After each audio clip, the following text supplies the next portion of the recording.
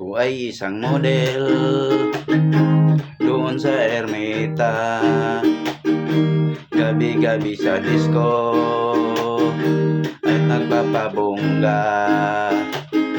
Sa pagka-istariray, talbog lahat sila.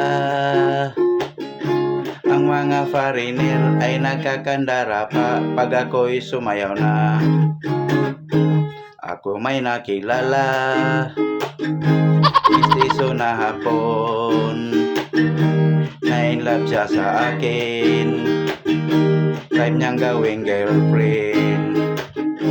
Ako'y niregaluhan, bahay lupa't datong.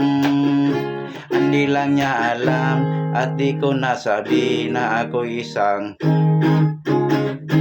daan na ang iniingat-ingatan ko. Ang ugat, lawit at muscle ko na tinatago-tago ko pa sa tuwing kami magkasama. Thank you guys.